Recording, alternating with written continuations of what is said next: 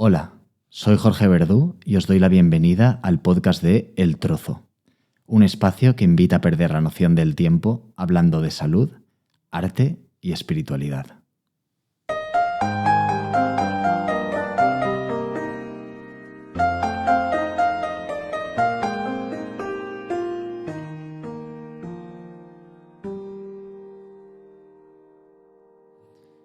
Bienvenidos y bienvenidas a un nuevo episodio del Trozo. El episodio de hoy la verdad es que va a ser bastante familiar porque he traído a mi tía para hacerle una entrevista. Y no penséis que la he traído porque es mi tía, sino porque es una de las mejores médicos que conozco, con muchísima experiencia en el sector, muchísima formación, quedó de las mejores de su promoción del MIR y es la invitada perfecta para esta entrevista. Ella es Sol Añón y como veréis ahora tiene un currículum espectacular. Es licenciada en Medicina y Cirugía por la Universidad de Valencia, con la especialidad en Medicina Interna. Ha trabajado en 6 hospitales distintos con 4 modelos de gestión diferentes. Tiene el máster en Gestión Clínica y ha realizado múltiples cursos en Gestión Clínica y en Gestión Clínica de Medicina Interna. Y actualmente es jefa de servicio en el Hospital Arnau de Vilanova y de Llíria. Y en el episodio de hoy vamos a aprovechar para hablar con ella de la especialidad de Medicina Interna, del sistema sanitario español, de los distintos modelos de gestión y del proceso de vejez y muerte y cómo hacer frente a esta última etapa de la vida. Como podéis ver, una entrevista que va a ser muy interesante, así que adelante, vamos con ella. Bueno, Sol, buenas tardes. Buenas tardes, Jorge. ¿Cómo estás? Bien, nada, estoy expectante por ver cómo va a ir esto. Es un poco mi primera entrevista así en este formato. Es la primera vez que grabas un podcast y yo, de hecho, como que pensé mucho cómo plantear esta entrevista porque, claro, eres mi tía, además de ahora todo lo que hablaremos sobre lo que eres. Entonces, como que a veces es un poco difícil hacer una entrevista digamos, hablando de la parte profesional de una persona que es familia tuya y que conoces desde hace tanto tiempo, pero bueno, creo que puede ser interesante. Yo creo que sí. También contigo me siento muy cómoda, Jorge. Genial. Entonces, bueno, lo primero de todo, había pensado que explicases un poco a la gente qué has estudiado tú, qué formación tienes y en qué te has especializado dentro de esta formación. Vale, bueno, yo estudié medicina en la Universidad de Valencia. Tuve la suerte de que empezó el proyecto Erasmus justo cuando yo iba a empezar el último año de medicina y estuve un año entero en Inglaterra haciendo el proyecto Erasmus, que de hecho fuimos los primeros de toda España, la Facultad de Valencia. Luego tenía muy claro que yo tenía una visión muy global de lo que era la medicina y tenía clarísimo que quería ser un médico internista. Entonces hice la residencia de medicina interna en el Hospital La Fe y bueno, a partir de ahí, la verdad, luego si quieres que concretemos, pues he trabajado en distintos hospitales. La verdad es que me he movido mucho, lo cual creo que ha sido muy enriquecedor porque he trabajado en distintos sistemas, tanto público como privado, concertado, y yo creo que te da una visión muy global de la medicina. Y los últimos años estoy en el Hospital Arnau de Vilanova, Llíria, y soy jefa de servicio de medicina interna. Vale, entonces yo repito un poco, ¿vale? En medicina la carrera son 6 años, ¿Sí? Luego te presentaste a la prueba MIR, que es para hacer la residencia. ¿Cómo viviste la prueba? Porque es una prueba que genera bastante estrés, muy selectiva, entonces ¿cómo viviste tú la prueba del MIR? La prueba, es verdad que cuando llega, yo creo que ha cambiado mucho, porque ahora está toda la carrera como muy orientada, demasiado creo yo, demasiado orientada toda la carrera ya para el examen. Yo creo que nosotros un poco hacíamos toda la carrera, de hecho a mí no me importó irme el último año, no era muy, no consciente, quiero decir, veía la experiencia mucho más importante y enriquecedora que pensar que me iba a bajar la nota de cara a un MIR. No estábamos tan centrados en el MIR. Y obviamente el examen es un examen muy largo, son muchas horas. Cuando acabas piensas que lo has hecho fatal, acabas destrozado física y mentalmente. Pero bueno, luego la verdad es que me salió muy bien y pude elegir prácticamente la especialidad que quisiera. ¿Cómo quedaste de número en tu promoción, más o menos? El 106. 106, es muy buena posición. Y llama la atención que, bueno, no sé cómo estaría entonces, pero ahora la gente que tiene los números más altos, normalmente, bueno, hay especialidades que son más demandadas que otras, pero creo, si no me equivoco, que internista no es una de las más demandadas, ¿o sí ahora? No, aumentó mucho después de la pandemia, sí que aumentó mucho la gente que cogió medicina interna. Pero normalmente la gente con números muy buenos tiende a coger especialidades médico-quirúrgicas, ¿no? Como dermatología, o bueno, también alguna cirugía. Otorrino también se coge con los primeros números. Dermatología también, ¿no? Porque no, creo, bueno, alguna persona me ha dicho porque no hacen guardias y en la privada pues se paga bastante bien. Sí. Sí, lo que pasa es que yo lo tenía muy claro, muy claro. Me daba lo mismo el número, si tenía buen número y tenía más opciones, pero aunque hubiera sacado el número 1, hubiera cogido medicina interna. ¿Y puedes explicar, porque has dicho que medicina interna, digamos que es el que tiene una versión más general de la medicina, pero en concreto, o sea, ¿en qué casos se centran o qué tipo de pacientes atienden? A ver, medicina interna, es verdad que la gente piensa en el especialista, aunque especialistas somos todos. El médico de atención primaria, que ahí puede haber conflicto, es un especialista, porque es un médico que también hace una residencia de 4 años y es un especialista en atención primaria. O sea, todos somos especialistas, aunque parece que el especialista es el cardiólogo, el neumólogo, el cirujano. Medicina interna es una especialidad de las más largas, son 5 años, te formas en 5 años, y es una especialidad, yo creo que nuestros primos hermanos son los médicos de atención primaria. Ellos son como el médico general a nivel de lo que es la comunidad y nosotros somos como el médico general a nivel del hospital. Entonces somos especialistas hospitalarios que valoran un poco la globalidad del paciente. ¿Qué es esto?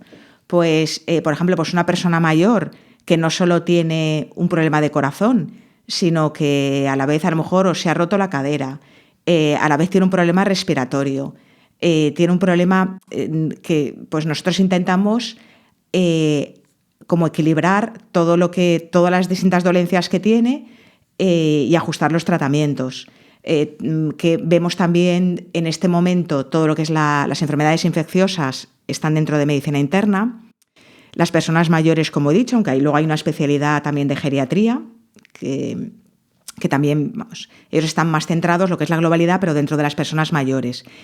Y nosotros en medicina interna también el paciente sin diagnóstico o de diagnóstico incierto, un paciente que tiene fiebre, nadie sabe de dónde viene o que ha perdido peso, un paciente que nadie sabe qué es lo que le pasa, como un poco el Dr. House, pues ahí estamos los internistas. Claro, el Dr. House quizá la serie de televisión le dio más carisma, ¿no? a esta cosa de nadie sabe qué le ocurre y el internista que conecta todo y encuentra, ¿no? Es así, todo es lupus, como decía el Dr. House, pero bueno, la actitud del Dr. House deberíamos cambiarla un poco. ¿Quién derivaría al internista? ¿El médico de cabecera? Al internista nos derivan. Dentro de nosotros tenemos, valoramos los pacientes tanto que están ingresados en el hospital, como luego tenemos consultas externas que vemos los pacientes ambulatorios que vienen de la calle, que son pacientes tanto que nosotros hemos dado de alta y necesitan un seguimiento, como lo que nos mandan tanto el médico de cabecera o cualquier otro especialista. A veces en la consulta, pues el neumólogo, el cardiólogo, cualquier especialista nos puede mandar pacientes que necesita que le demos nuestra opinión. O sea, puede ocurrir tanto que un internista envíe a alguien a un especialista como un cardiólogo, aunque ya hemos quedado que todos sois especialistas, como que el cardiólogo a lo mejor con un paciente que le han derivado y vea que tiene alguna otra cosa que no sabe muy bien cómo tratar, te lo envía el internista, ¿no? para ver qué tipo de tratamiento se ajusta más a su situación, ¿vale? ¿Tu puesto actual es como jefa de medicina interna? Jefa de servicio de medicina interna. ¿Y qué responsabilidades tienes como jefa de servicio? A ver, un poco, sobre todo es coordinar el equipo. Es verdad que el hospital nuestro es un hospital un poco diferente, porque es un hospital que somos 2 hospitales a la vez, con 2 servicios de medicina interna, aunque dependen los 2 del jefe de servicio, en este caso de mí, ¿no? Porque son 2 hospitales. Uno es el Hospital de Liria, que que es un hospital muy generalista, quiere decir, todo lo que está ingresado en el hospital, en el área médica, está la parte quirúrgica y en el área médica todo lo llevan los internistas. Y el resto de especialistas lo que hacen son como interconsultas. Y en el Hospital Arnau es un poco el modelo más tradicional, que el internista tiene, los pacientes están ingresados a cargo de interna, pero luego cada especialidad tiene también su planta, ¿no? Como jefa de medicina interna, primero es coordinar a toda la gente. Entonces, para mí es muy importante, sobre todo, que las cosas estén ordenadas, que la gente tenga muy claro cuál es su papel. Quiere decir que cuando lleguen tengan ya la organización de qué pacientes están ingresados a su cargo, o sea, cuál es su trabajo del día. Hacer una planificación también a largo plazo, que en unos meses la gente sepa qué días libres dispone, que la gente pueda planificar a largo plazo. Para mí es importante también, bueno, de hecho yo cuando entré tuve una reunión individual con cada uno de los miembros del equipo, que es cierto que no la he vuelto a tener y creo que sí que la tengo que volver a tener, porque es importante saber un poco qué expectativas tiene la gente, qué espera de un jefe de servicio y ver un poco, tener un feedback. Eso lo hice al principio y luego es verdad que vas a veces apagando fuegos y no vuelves a reunirte con la gente y es una labor que tengo pendiente. Pero esta parte creo que es importante porque se ha visto, después de la pandemia y todo esto, la salud mental y el bienestar de los médicos es fundamental para trabajar bien. Y entonces que la relación personal hay que cuidarla y es fundamental. Entonces, como he dicho, primero la organización y planificación del trabajo es muy importante, el cuidar al equipo, y tanto al equipo como a los residentes, y un poco, pues eso, gestionar proyectos, la relación con otros servicios, con otros hospitales y con atención primaria, porque ya lo hablaremos que es muy importante la relación para que, sobre todo, la atención del paciente fluya bien, que hayan unas buenas redes entre los distintos niveles y los distintos servicios. Con esto que comentas, de hecho, relacionado con que es muy importante en tu cargo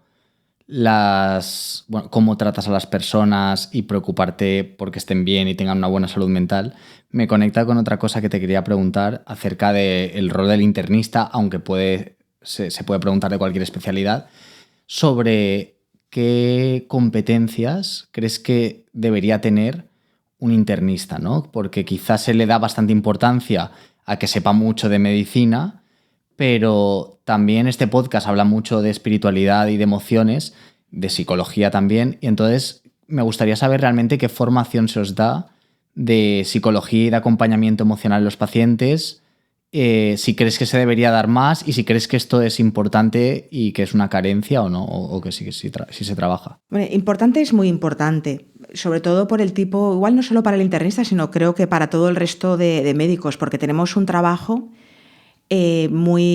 estamos viviendo situaciones de fragilidad, situaciones difíciles, que damos malas noticias, situaciones también de tensión, porque vivimos una cultura también de la inmediatez, entonces toda la gente quiere tener ya que le hagamos todo, resultado todos, y entonces esto crea muchas veces tensiones, muchas quejas. Entonces hay que saber manejar situaciones tensas y situaciones conflictivas y luego dar malas noticias. Entonces todo eso sí que requiere una formación. Es verdad que la formación como tal dentro de la carrera de medicina no está, sí que pues hemos estudiado bioética, sobre todo en el primer curso estudias bioética, pero luego ciertamente no está arreglado. Cuando vienen los residentes, al menos en nuestro hospital, cuando empiezan, sí que tienen como un curso de introducción, y ahí la psicóloga que tenemos en el hospital sí que también les da unas charlas de pues eso, cómo dar las malas noticias, tienen más formación de bioética, pero yo creo que vas aprendiendo también con la experiencia, y no dejas de aprender, porque a veces cuando tú crees que lo tienes dominado, que sabes perfectamente dar una mala noticia o manejar una situación de conflicto, yo que llevo ya muchos años en la medicina, a veces me ha pasado de salir de una habitación y decir qué mal lo he hecho. Y supongo que además de eso O sea, porque tú dices, la experiencia te va dando recursos, ¿no? Pero claro, también hay personas que son más empáticas o tienen mayor facilidad para ser sensibles y receptivas y otras que menos. Entonces, a lo mejor si confías solo en el propio proceso de autoaprendizaje, puede haber médicos que incluso llevando muchos años trabajando a lo mejor sean muy poco empáticos, ¿no? Y te quería preguntar, ¿cuánto tiempo tenéis para ver a un paciente en unas consultas externas de media? En consultas, es cierto que cada vez, como hay más demanda, se van acortando los tiempos. La teoría, que luego a veces pues vamos metiendo pacientes extras para poder verlo, nosotros no estamos mal comparado con otros especialistas. Tenemos media hora para ver una primera visita, un paciente que viene por primera vez, y 15 minutos para ver lo que nosotros llamamos sucesivas, que es un paciente que ya lo has visto y entonces es para ver la evolución de las pruebas, los resultados y ver cómo va con el tratamiento que le has dado. Claro, o sea que quizás vosotros comparado con un profesional de atención primaria sí que tenéis un poco más de margen para a lo mejor también indagar un poco en la vida emocional del paciente y en temas personales que le puedan estar, por ejemplo, afectando también. Sí, todo tiene la ventaja, entre comillas, del médico de atención primaria. Es cierto que tienen muy poco tiempo por paciente, ¿no? Los 10 minutos que se quieren como mínimo tener por paciente, que ya es poco, pero se debería tener esto como mínimo. Es verdad que es poco tiempo, pero tiene en la atención primaria lo que tiene es lo que ellos llaman, que nunca me sale la palabra, la longitudinidad. O sea, que un poco lo ves a lo largo de vas valorando al mismo paciente durante muchos años. Y lo puedes ver muchas más veces seguidas. Nosotros un poco cuando viene un paciente, hay pacientes crónicos que es verdad que no lo puedes dar de alta, pero normalmente nuestras citas son cada 3 meses o cada 6 meses, son mucho más espaciadas. Y el médico de atención primaria tiene las citas como más, te puede ver si lo necesita pues cada semana, cada 15 días, y te sigue más a lo largo de la vida. Vale. No, es que esto de... Claro, yo pensaba, tengo amigos que están en atención primaria y me decían que tienen 9 minutos para ver a un paciente y con otras entrevistas que he hecho, de hecho, la última que publiqué, bueno, realmente se publica este domingo, pero cuando salga este podcast ya estará publicada, que era con el doctor Arnaldo Puigbó. Claro, me comentaba algunos casos en los que era bastante importante el pasado psicológico del paciente, como que lo que le había pasado anteriormente emocionalmente y psicológicamente condicionaba mucho los dolores que tenía en el presente. Entonces pienso, claro, si un profesional tiene 9 minutos para ver a una persona que reporta ciertos dolores, es súper complicado que pueda ser consciente de todo este pasado, ¿no? Es complicado porque el ver a los pacientes en tan poco tiempo es verdad que no puedas ahondar mucho más en lo que les pasa y entonces pides muchas más pruebas de las que necesita el paciente, o sea, muchos más estudios, incluso cosas que igual ya le acaban de hacer otro especialista que lo ha visto, o sea, que un poco no te da tiempo a revisar bien todo lo que le han hecho al paciente, no duplicar cosas. Y con una buena entrevista, estando 1 hora con un paciente, la mayoría de veces el paciente te da el diagnóstico. Si tú sabes escucharlo, el paciente te está diciendo todo lo que tiene y limitaríamos a la mitad o mucho menos las pruebas que le pediríamos y los tratamientos. Y se ahorraría se gastaría menos en presupuesto sanitario. Se gastaría mucho menos. Vale, esto me viene de perlas para abrir como el segundo bloque de la entrevista, que quería indagar un poco en el sistema sanitario español. Entonces, la primera pregunta de esto era si nos podías decir, en tu opinión, cuáles son los puntos débiles del sistema sanitario público español o puntos a mejorar ahora mismo. Hay muchos. Hay muchos. Yo creo que es verdad que se ha oído mucho, pero es fundamental. Si no tenemos una buena atención primaria, no funciona el sistema sanitario. Entonces, la atención primaria creo que es fundamental. ¿Cómo podemos mejorar la atención primaria? Es verdad que está muy burocratizado. Está muy burocratizado y a eso que creo que querías que también lo comentáramos más tarde. Yo creo que la inteligencia artificial también nos podría ayudar un poco a desburocratizar muchas cosas. Pero bueno, creo que se hace mucho papel administrativo y hacen muchas cosas de escaso valor que el médico de atención primaria podría dedicar más el tiempo. Se debería gestionar más cómo llegan los pacientes. Esta parte burocrática, perdón que te interrumpa, ¿te refieres a burocracia que tienen que hacer los doctores de atención primaria o a burocracia que se hace por parte de administrativos de atención primaria? No, de médicos de atención primaria. O sea, tienen que usar parte de su tiempo para hacer ciertas cosas burocráticas. Sí, hay mucho papel burocrático, de partes de alta, de partes de baja, de informes o bueno, muchas cosas más. Es verdad que yo no estoy en atención primaria y hablando con ellos es verdad que nos comentan toda la carga que tienen. De hecho, nosotros tenemos también mucha carga burocrática. Entonces creo que al médico se le debería liberar de la carga burocrática. También creo que es muy importante porque se ha olvidado, estamos todos actuando como apagando fuegos, sin una previsión a largo plazo, que es lo que hay que hacer. Y seguimos un poco trabajando como trabajábamos hace casi 50 años. Entonces, a veces hay que desaprender y buscar otras formas más eficaces de trabajo. Y la atención primaria creo que es fundamental y que se está perdiendo lo que es la promoción y la prevención de la salud.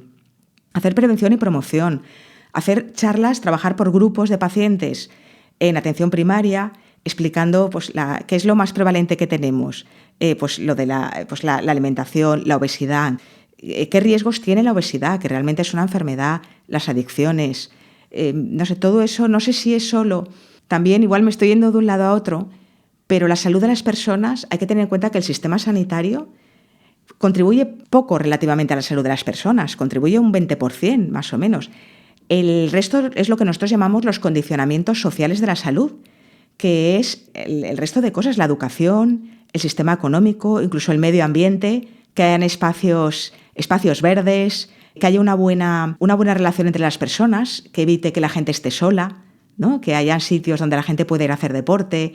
Hay muchas cosas más importantes que el sistema sanitario. Sí, yo creo que no te estás yendo de lado a lado, o sea, en el sentido de que a lo mejor estás dando en el clavo con que no es tan importante, que seguro que hay muchas cosas dentro del propio sistema sanitario, hospitales, atención primaria que resolver, pero que claro, al final, digamos que la puerta de entrada no es solo la consulta de atención primaria, sino empieza antes, empieza con qué está haciendo la gente en su casa, de qué manera come, si se mueve o no se mueve, ¿no? Lo que decías, si vive sola, si ve muchas series de Netflix, y si está adicto al móvil, o sea, qué tipo de hábitos tiene, cómo duerme, ¿no? Porque ahí es donde empieza la salud realmente. Sí, eso es fundamental, toda esta parte que son los condicionamientos sociales de la salud.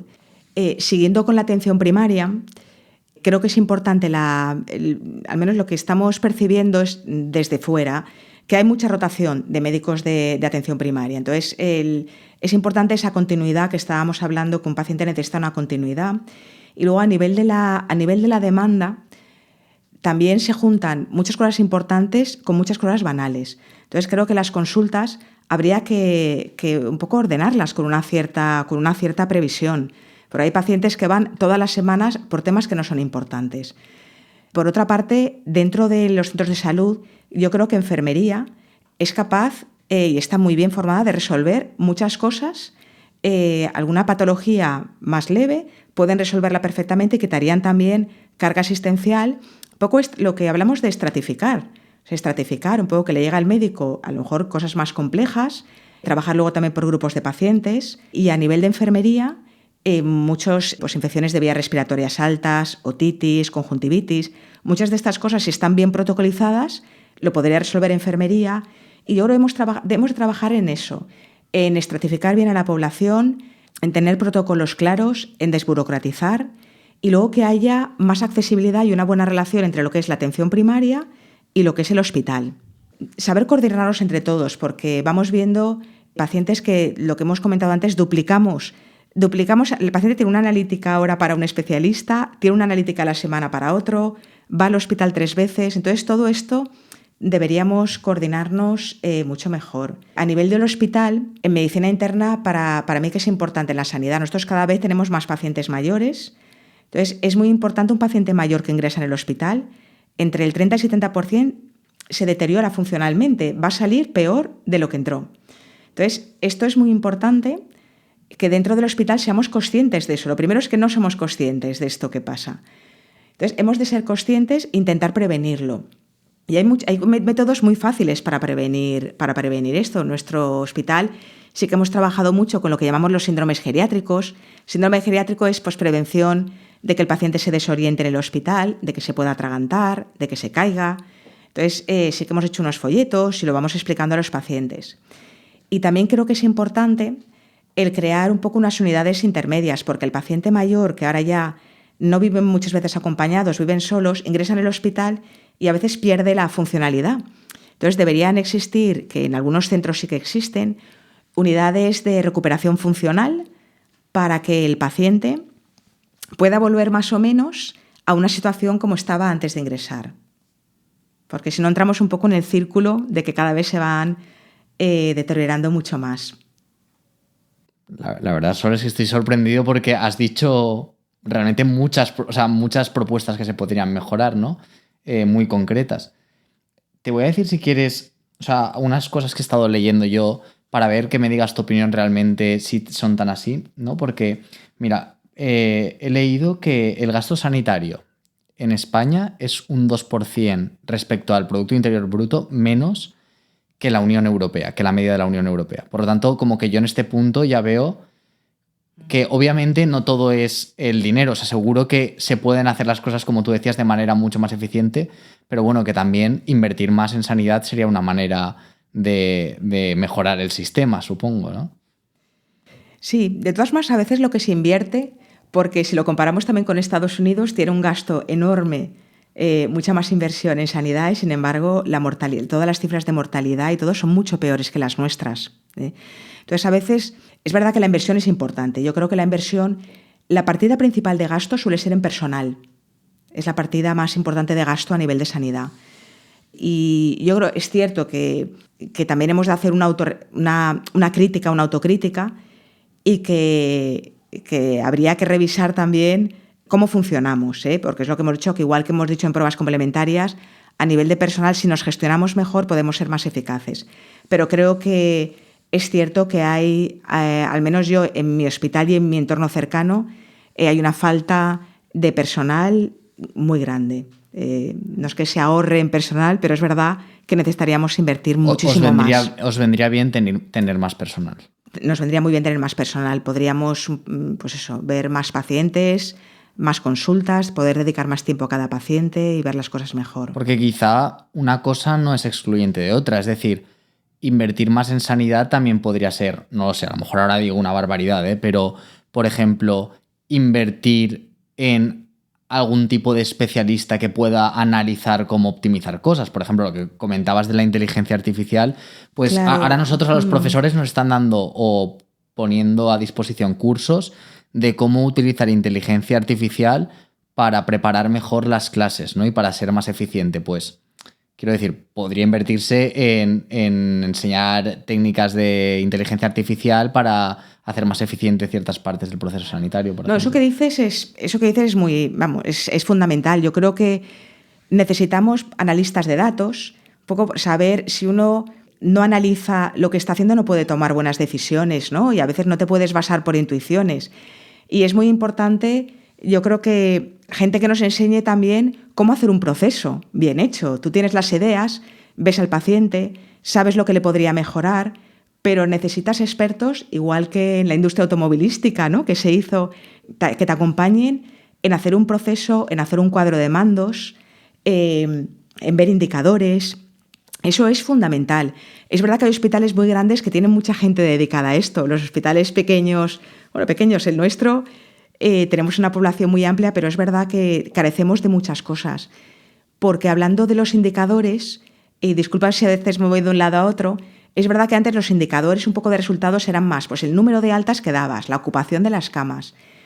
Pero lo que se tiende y lo que es de sentido también es resultados en salud. Es resultados en salud más de, pues también de mortalidad o de qué beneficios de salud estamos dando al paciente, de calidad de vida, de años, etcétera. Entonces, para todo esto necesitamos mucha gente que nos ayude, porque a nosotros no podemos saber de todo. Claro, es que ahora estaba pensando, a lo mejor me salgo ahora del guión, pero como que, bueno, las empresas privadas al final todas miden mediante ciertos indicadores, KPIs, miden o sea, si están alcanzando los objetivos que se están proponiendo, cómo deficientes son, ¿no? Entonces, claro, o sea, los hospitales se mide cómo de bien o sea, ¿qué se utiliza como indicador para ver si se está trabajando bien o no? Sí, un poco sí que tenemos. Lo que pasa es que la mayoría de indicadores, como te digo, son más indicadores, muchos cuantitativos, ¿no? De la estancia media, o sea, los días que tienes el paciente ingresado, si das altas antes de las 12 de la mañana. Son muchos indicadores más, ya te digo, basados como en las camas, basados no tanto en resultados de salud, que ahora esto sí que están apareciendo cada vez más indicadores. Entonces, lo que nosotros nos valoramos, sí que también las sociedades científicas cada vez sí que están sacando otro tipo de indicadores y hacemos también un benchmarking, o sea, una comparación con hospitales de nuestro mismo nivel, ¿no? Los hospitales, según la población y los recursos, se clasifican los hospitales, entonces te puedes comparar un poco con hospitales de tu mismo nivel, para saber, con eso puedes ver pues si se muere más un paciente que ingresa por un infarto en mi hospital que en el otro, que esto deberíamos saberlo nosotros, todo el mundo, y públicamente. Yo creo que hacer transparente todos estos resultados. Pero todo esto es lo que todavía, muchas veces la comparativa que nos dan es de hace muchísimos años, no está actualizado. Vale, porque claro, los indicadores que me comentabas al final, más o menos lo que estás midiendo si la gente que está enferma se va rápido a casa, más rápido, menos rápido a casa, pero claro, eso no tiene por qué estar correlacionado con si tienen luego mayor esperanza de vida o menor, mayor calidad de vida o menor, mayor bienestar o menor, ¿no? O sea, pueden irse rápido a casa, pero luego no está valoramos bien. Eso, nos dan los indicadores, pues las demoras, que es el tiempo que tardas tú en ver un paciente, la lista de espera quirúrgica, pero son todo cosas cuantitativas que son importantes, no le quito valor, pero nos falta realmente valorar. Es más fácil hacer una valoración cuantitativa que cualitativa, ¿no? De ver, pero bueno, todo se puede analizar. Y lo que tú dices, pues analistas de datos, gente que sepa, economistas, necesitamos muchas profesiones. Y esto me da pie para preguntarte la siguiente pregunta, que es, tú has estado trabajando en el Hospital de la Ribera, en Alcira, durante, bueno, no sé cuánto tiempo estuviste, más o menos. En la Ribera, 11 años. 11 años, o sea, entonces tienes experiencia tanto de haber trabajado en el sistema sanitario público como en un hospital que tiene un modelo concertado, ¿no? Entonces quería preguntarte si podías explicar brevemente cómo es este modelo concertado y si ves que las cosas funcionaban distinta o puedes hacer alguna comparación pues, de cosas que creas que funcionan mejor en un modelo y cosas o sea, pros y contras que tienen estos modelos. Claro, yo cuando estaba en el Hospital de la Ribera, es cierto que no tenía ningún cargo de gestión y entonces a lo mejor hay ciertas cosas, pero a nivel como internista de base, yo aprendí mucho ahí en el Hospital de la Ribera, se funcionaba muy bien, trabajábamos mucho. Trabajábamos muchas horas, teníamos consultas también, todas las tardes había consulta. O sea, ¿trabajabais más horas que un internista en el público? Trabajábamos más horas y todos teníamos alguna tarde a la semana, que eso es verdad que mejora la accesibilidad del paciente, porque hay pacientes que tienen más dificultad en ir por la mañana al hospital. Muchas veces pues, el servicio también de radiología y tags, de madrugada se hacían tags. Yo allí como formación, allí empecé a formarme en gestión, en el sentido que el jefe de servicio sí que nos reunía, analizaba los datos también de las altas que dábamos cada uno, empezábamos a hablar de todos los indicadores de gestión, es decir, que era un tema que se nos transmitía la importancia también de que la gestión no viene de arriba, sino que también la gestión es una gestión clínica, por así decirla, que tiene que empezar por los médicos de base, y eso sí que era muy importante. Luego es más, claro, al no ser un sistema, en el sistema público va por el sistema de contratación y todo, va por la bolsa, entonces es un sistema más rígido. Si quieres alguna persona con un perfil determinado, ahora en las bolsas están intentar hacer por perfiles, pero en la bolsa puede venir cualquier persona, que a veces si estás buscando un perfil concreto para un determinado trabajo, no tienen esa flexibilidad. Entonces, en un sitio de una gestión más privada, sí que es verdad que la contratación de las personas podrías ajustarla un poco más. Porque en Alcira, ¿a ti te contrataron o tú, o sea, a mí me contrataron, era un contrato laboral. Vale, o sea, te contrataron como si te contratas una empresa privada. Como si me contratara una empresa privada. Vale. No, era para hacerme un poco la idea de cómo funciona el modelo concertado, porque, por ejemplo, en el ámbito que estoy yo, que es la educación, sí que el hospital, iba a decir, el colegio o el instituto, normalmente los concertados se construyen como con fondos privados y se contrata, pero claro, te paga, o sea, el pagador es la Generalitat. Y te quería preguntar porque esto lo dice todo el mundo, ¿no? Como que hay un dicho que es que el sistema sanitario público, uno de los inconvenientes es a veces la eficiencia, que es poco eficiente en algunas cosas, y que la parte privada suele ser más eficiente. Esto, o sea, entonces, por lo que me comentabas de la gerencia, ¿tu percepción es que se hacía más foco en la eficiencia en el hospital concertado?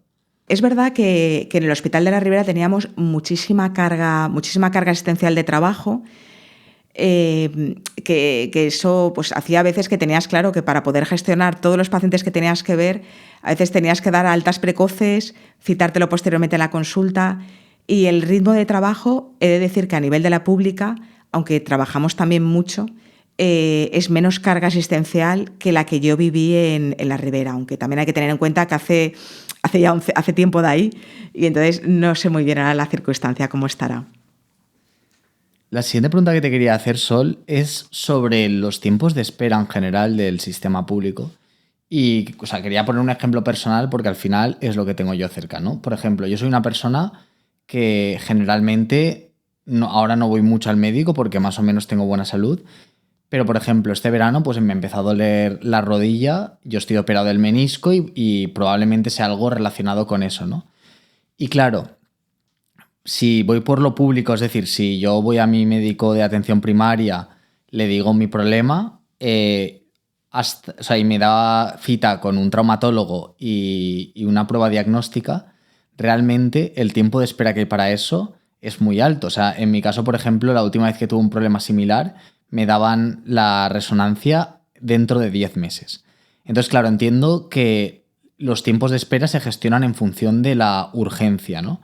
Y que pueden pensar, bueno, pues este chico que me viene es un chico joven que le duele el menisco, pero no le molesta, digamos, en su día a día para ir a trabajar, para ir de su casa al trabajo, no le molesta en su día a día, pero claro, a mí me molesta, por ejemplo, al hacer deporte, ¿no? Y para mí hacer deporte es muy importante y de hecho me puede afectar mentalmente el no poder hacer deporte porque me duele la rodilla y en parte hacer deporte es lo que está haciendo que yo goce de una buena salud.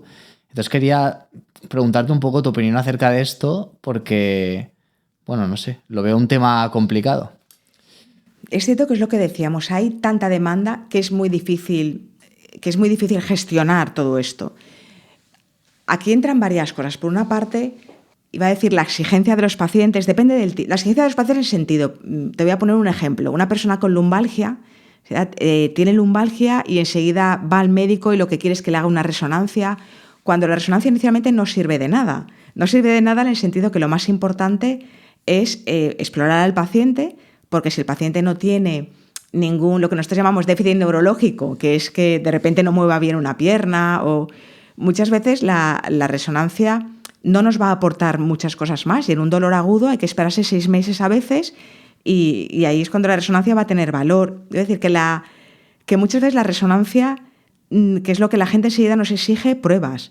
Y muchas veces hablando con el paciente, con una buena exploración, sabes lo que tiene y no necesitas muchas más pruebas. Esto enlaza con lo que decíamos antes, que el problema es que también no hay tiempo. Y luego que igual tenemos que tener una educación sanitaria también por parte de los pacientes, el no consultar inmediatamente por cualquier cosa. Claro, o sea, yo por ejemplo, para seguir con el ejemplo, ¿no? Yo no he ido al médico de cabecera para mirarme esta rodilla. ¿Por qué? Pero yo soy una persona que tiene bastante consciencia corporal, me he lesionado varias veces, me han operado, entonces sé más o menos el grado o sea, cuánto me duelen las cosas, sé más o menos la urgencia que hay, entonces yo dije, vale, tengo algo en la rodilla, ¿no? Lo primero que hago, en la zona que me duele, intento no entrar en los rangos de movimiento que me duelen. Después de eso veo si se me pasa el dolor. Si después de un mes no se me pasa el dolor, pues digo, ostras, a ver esto qué es, ¿no? Entonces yo, ¿qué hago? Sigo haciendo deporte. Yo he seguido fortaleciendo el cuádriceps, fortaleciendo los isquios, como diciendo, voy a fortalecer todo a ver si dentro de unos meses me deja doler. Pero pues me sigue doliendo, ¿no? Claro, a lo mejor en algún caso la prueba diagnóstica no va a cambiar nada, pero por ejemplo, para mí sería útil tener una resonancia para saber, como es una cosa que no se me está yendo, pues qué ejercicios exactamente, dependiendo de lo que tenga, son los que mejor me van, ¿no? Y claro, en esos casos da un poco de rabia porque, o sea, al final lo que parece que tengas que hacer es que si quieres curarte para algo así, tienes que irte a la privada y pagar una prueba. Quiero decir, se te va a atender, pero es cierto que las demoras son muy largas. Las demoras son... y es verdad, no tiene muchas veces, no tiene fácil solución, aparte de lo que te he comentado. El problema es, eso es verdad que es lo que hemos comentado de que nos faltan especialistas, que la población va creciendo, porque cada vez es verdad que con la calidad de vida que tenemos en España está aumentando la vida media de la población y también el envejecimiento conlleva pues mucha más artrosis, muchas más lesiones y entonces se va colapsando el sistema sanitario. Es verdad que cada vez vas viendo con esto que es mucho más importante, decíamos, la estratificación y la gestión. O sea, que quizá, digamos que podríamos decir que... Filtrar a lo mejor lo que realmente va a necesitar, pues una resonancia rápida o un paciente que es a lo mejor activo, un paciente que es activo, que si no lo ves pronto, no le haces una resonancia o algo que te vaya a tener una utilidad, está perdiendo también vida laboral o vida, no sé, estratificar un poco el beneficio o no de una actuación más precoz. Claro, o sea, a ver, yo creo que quizá con algunas de las medidas que proponías antes de puntos de mejora, o sea, no solo ganas eficiencia a nivel de económico, sino también supongo que reduciría las listas de espera, en general hacer el sistema más eficiente. No solo, ya sé, o sea, sé que no hay una solución fácil para eso, pero como que me parece una cosa, como que en las conversaciones de bares con los amigos, como todo el mundo comenta que las listas de espera son muy largas. Se entiende que tenga que ir en función de la gravedad, pero a veces, y esto lo digo yo y es políticamente un poco incorrecto, pero puede dar rabia a nivel personal decir, hombre, soy una persona que está haciendo todo bien, o sea, estoy comiendo sano, no fumo, bebo muy puntualmente y poco, me cuido, hago deporte, investigo sobre salud, y cuando tengo un problema, o sea, y pago como todo el mundo los impuestos, y cuando tengo un problema me tengo que esperar un año para atenderme, y claro, una persona que tiene algo más grave, porque a lo mejor está llevando malos hábitos de vida, obviamente se la atiende antes, ¿no? Que lo entiendo, porque es más grave, pero como que da un poco de rabia, ¿no? De decir, ostras, me toca pagar algo privado si quiero solucionarlo rápido y seguir haciendo deporte al nivel que lo hago. Sé que no es fácil, ¿eh? Sí, es decir, yo entiendo también a la población, pero es lo que decimos, que por una parte nosotros tenemos que poner esas medidas para mejorar y con eso mejorar la demanda, pero luego también la población, es lo que comentamos, que a veces es, voy a decir, también estamos aquí con lo políticamente correcto, voy a decir que a veces es muy exigente en ciertas cosas y hemos de valorar, tenemos un sistema sanitario que pese a todas las carencias, si lo comparamos con muchos sistemas sanitarios, pese a todo, funciona. Y creo que tenemos que valorarlo y cuidarlo entre todos, tanto los profesionales como los usuarios.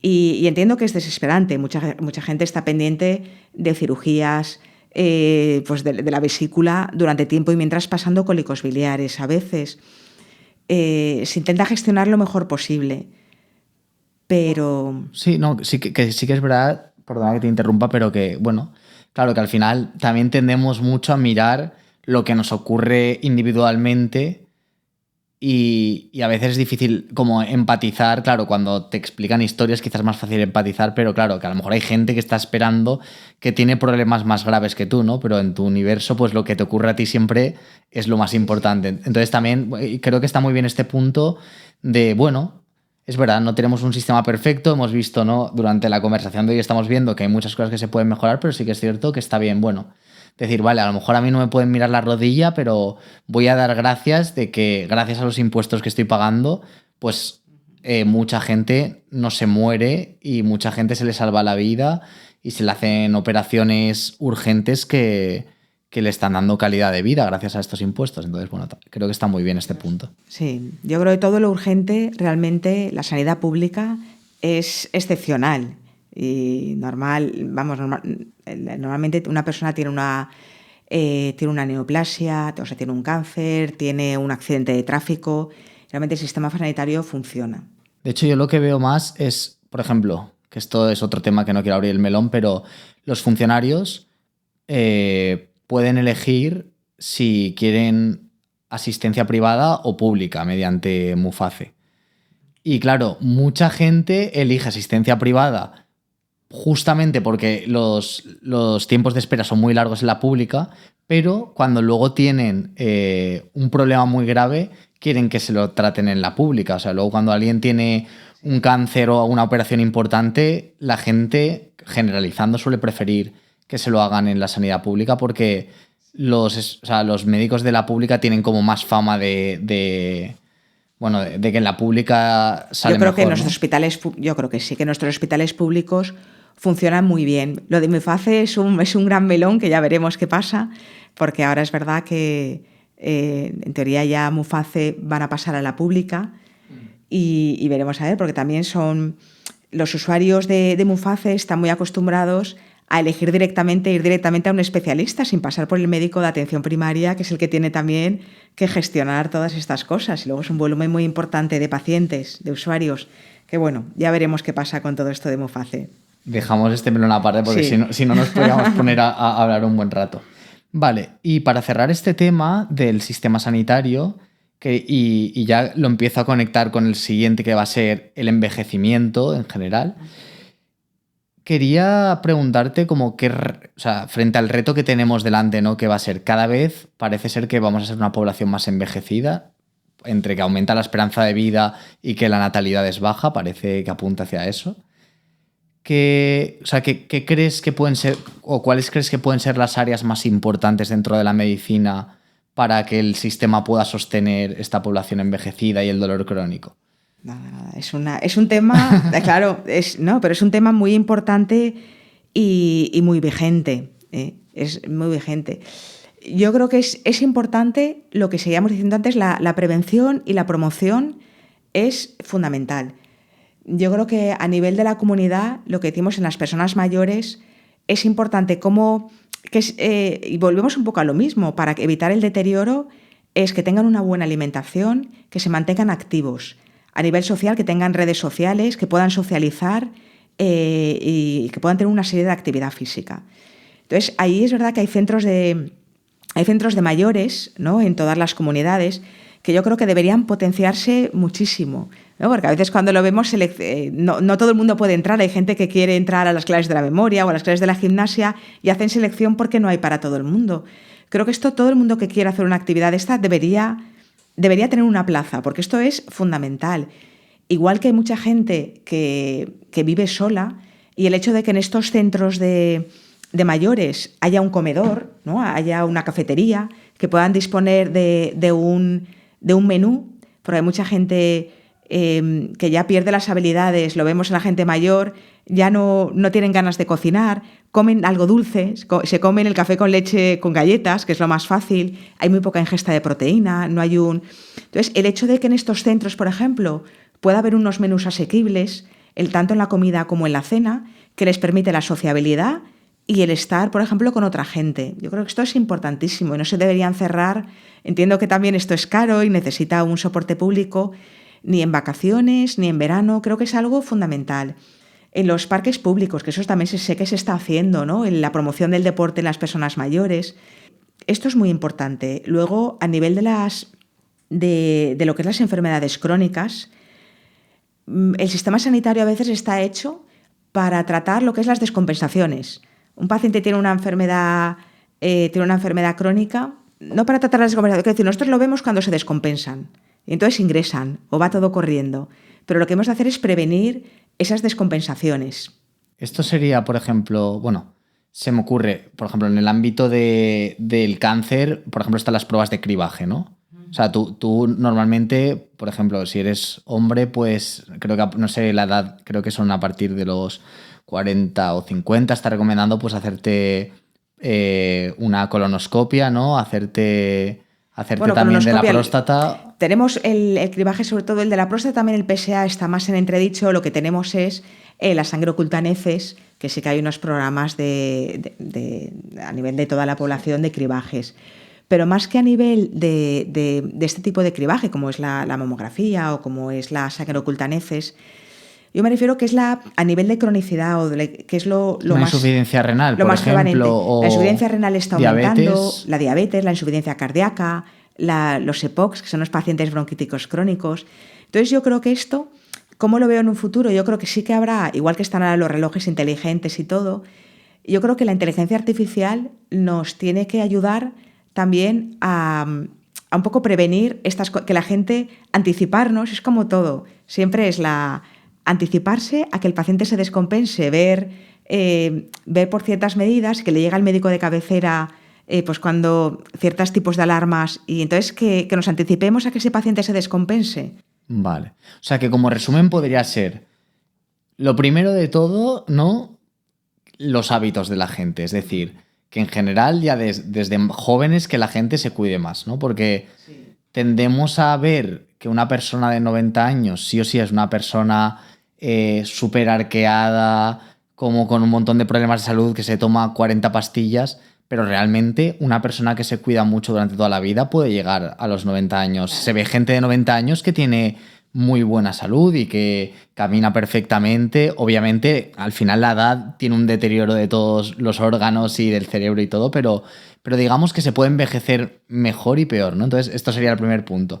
El segundo que comentas sería, si ya hay cosas que empiezan a fallar, que a veces pues por genética es inevitable que ocurra, entonces en ese caso intentar que no llegue al punto en el que se descompensan la homeostasis, ¿no? Sí. Es decir, que a lo mejor empieza la insuficiencia renal o la EPOC o lo que sea, pero antes de que sea grave intentar detectarlo para cortarlo, ¿no?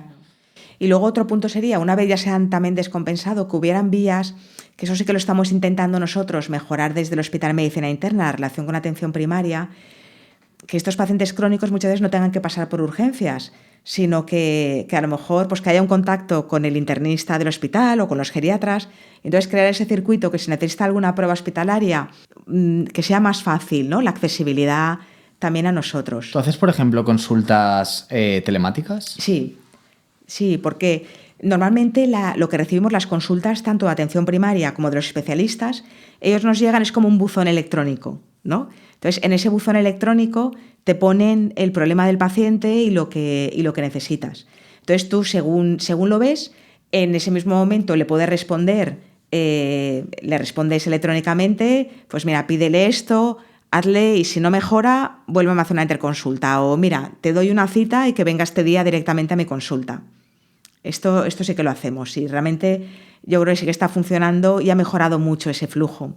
Vale, ¿y crees que, se me acaba de ocurrir ahora la pregunta, pero crees que ahora empiezan a haber ciertos análisis genéticos que te miran pues qué alelos tienes en ciertos genes? ¿Crees que esto puede ser interesante para la medicina del futuro? En el sentido, por ejemplo, si no me equivoco, el gen ApoE es que si tienes la variante 4, creo que era, sí, tienes bastante más predisposición a tener Alzheimer, sí, y riesgo también de diabetes, creo. Entonces, por ejemplo, no sé, si yo ya sé de joven, si se hacen más estos análisis genéticos, si yo ya sé de joven que tengo una predisposición más alta a cierta enfermedad, pues vigilar en especial los factores de riesgo, sí, ¿no? Lo que pasa es que, claro, esto también tiene unos conflictos éticos a la vez, ¿no? Si tú quieres saber realmente si vas a tener una demencia, vas a desarrollar una demencia, tienes que tener muy claro qué vas a hacer luego con esta información, ¿no? ¿Qué vas a hacer con esta información? Porque a lo mejor es con demencia, y vemos con muchas otras enfermedades hereditarias, que muchas no tienen solución y a veces se detectan también a edades anteriores a la demencia. Tenemos que aprender además que el médico ya no es el que tiene todo el mando, ¿no? Y te dice, sino que es verdad que ahora cada vez las decisiones se toman más compartidas, ¿no? Pero el paciente tiene que saber muy bien si quiere saberlo y qué va a hacer también con todo esto, ¿no? Y asumirlo. Claro, porque ahora que lo estaba pensando, o sea, en realidad lo que he propuesto quizá no sería del todo lo mejor porque, vale, supongamos que yo sé que tengo más predisposición al Alzheimer, pero realmente los factores de riesgo de la mayoría de las enfermedades son los mismos. O sea, que podrías decir, no, pues si sé que tengo mayor riesgo cardiovascular, pues me preocupo más por la nutrición, por hacer deporte, pero en realidad lo deberíamos hacer todo el mundo. Todos. Porque al final... Es verdad que cada vez vamos hacia una medicina más personalizada, más, ¿no? Más proactiva, todo esto. Y sí que es verdad que podemos predecir, anticiparnos a los desarrollos de las enfermedades. Y esto probablemente se hará. En un futuro te dirán un poco a qué predisposición tienes, tienes mucho más riesgo. Ya lo podemos saber con ciertas cosas, a tener un infarto, pero luego uno tiene que querer poner los remedios, que muchas veces no es solo la pastilla, sino lo que decimos, todos los hábitos de vida. Sí, que al final hay mucha cultura, creo yo, como esto de voy al médico y que me cure, ¿no? Como que voy a que me solucione los problemas, pero en la salud realmente el mayor responsable de curarte eres tú. Obviamente, pues si te detectan un cáncer que te tienen que hacer una intervención quirúrgica, ahí la responsabilidad caerá sobre el equipo, ¿no? de oncología, el cirujano y todo, pero digamos que en tu salud a nivel general el mayor responsable eres tú, porque puedes tener ciertas papeletas genéticas, pero al final va a cambiar mucho según tus hábitos, si aparecen las enfermedades o no. Sí. Los hábitos, tanto lo que decíamos, la forma de como luego un poco la afrontación cómo afrontas un poco las dificultades de la vida, ¿no? Hablando de lo de la salud mental, el estrés, el papel que juega realmente el estrés en las enfermedades, que también es muy importante, importantísimo. ¿Y esto crees que el mejor punto para abordarlo, o sea, bueno, o al menos uno importante sería en la educación, ¿no? En la educación básica, pues que la gente... Yo creo que, por ejemplo, sería muy importante que se enseñase más, por ejemplo, nutrición en el colegio y en el instituto.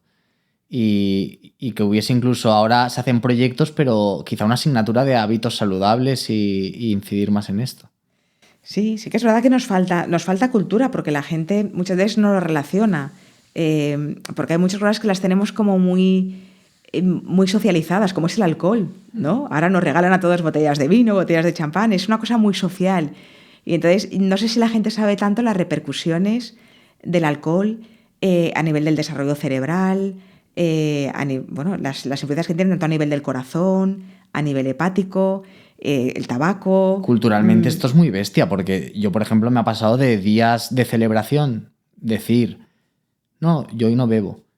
Y que te digan, ¿pero por qué? ¿Estás siendo abstemio por algo? ¿Te has apuntado a algún culto? Y tú, no, que hoy que no me apetece beber, ya no sé, ayer me tomé un par de copas de vino y considero que ya está bien. Y la gente como que a veces te mira... Lo tenemos muy integrado. Muchas veces cuando preguntes, por esto hay que preguntarlo cuando viene un paciente por hábitos tóxicos que llamamos nosotros. Entonces cuando le digo, ¿cuánto bebe usted? Dice, lo normal, ¿no? Porque está todo muy integrado. Entonces sí que es lo mismo que el sobrepeso, que es una enfermedad. La obesidad es una enfermedad, tiene unas consecuencias... Y es factor de riesgo para un montón de enfermedades. Y de neoplasias incluso. La obesidad, no solamente... también el riesgo de infertilidad, por ejemplo, aumenta en las personas obesas.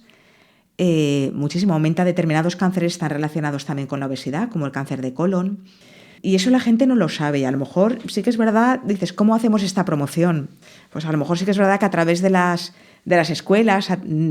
Y de la cultura en general, porque o sea, algo que veo yo es como que incluso si te preocupas mucho por la salud, obviamente hay extremos, ¿no? Y hay gente que está tan obsesionada por la salud que incluso esta obsesión le hace estar estresado por estar sano y este estrés realmente acaba siendo un detrimento, ¿no?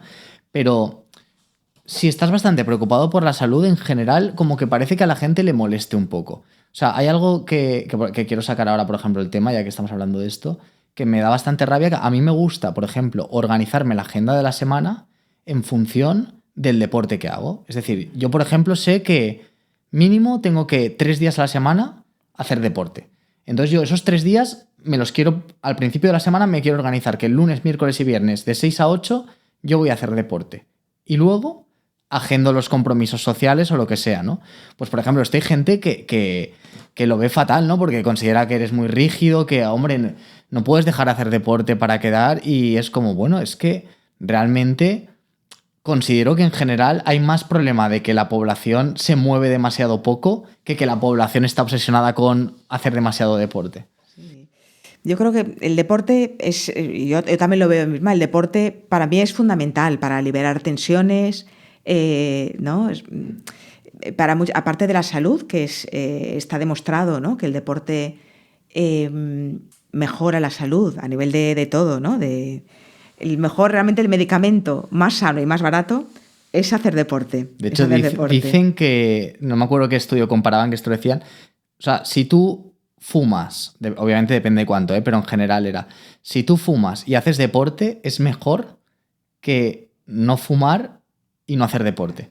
Que con esto no quiero decir, por supuesto, que haya que fumar, lo que hay que hacer es no fumar y hacer deporte, pero que el deporte es la intervención número 1 que te va a proteger delante del riesgo de desarrollar enfermedades. Sí, yo creo que si no lo tienes planificado un poco, al final acabas no haciéndolo, muchas veces porque a veces cuesta empezarlo, aunque luego cuando lo acabas te sientes muy bien.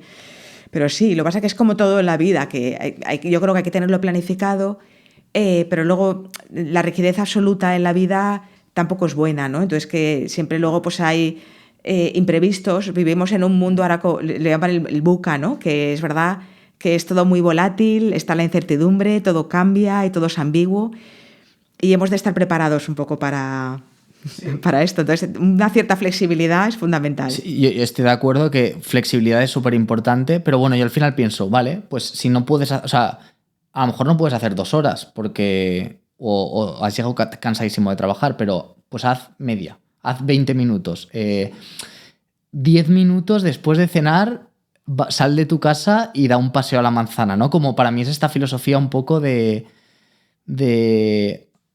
no sé, como al menos haz un poquito más, ¿no? Porque ya eso cambia bastante. O sea, ya bajar y caminar 15 minutos a lo mejor y darte un paseo después de un día estresado ya puede tener un impacto muy positivo en la salud. Con la alimentación igual, no se trata de hacerlo perfecto, pero se trata de hacerlo lo mejor que puedas con tus circunstancias, ¿no? Pues yo siempre digo, al final si te planificas el fin de semana, el menú de la semana, y compras cosas sanas para toda la semana, pues va a ser más probable que no llegues el miércoles cansado después de trabajar, no tengas nada y digas, pues pido un globo, una hamburguesa porque no me apetece cocinar, ¿no? Si tienes bien planificada la compra y compras cosas sanas, pues es más probable que acabes comiendo sano. Claro que es así. Bueno, a ver si la gente adopta mejores hábitos y conseguimos llegar. Entonces, una de las cosas que suelen ocurrir a partir de cierta edad es, y cada vez más, es la aparición, ¿no?, de cánceres o de tumores y de ciertas enfermedades que al final requieren un gasto muy elevado dentro del sistema sanitario para prolongar la vida de la gente, intentar, porque muchas veces ya no es hay muchos cánceres que no se pueden curar, ¿no?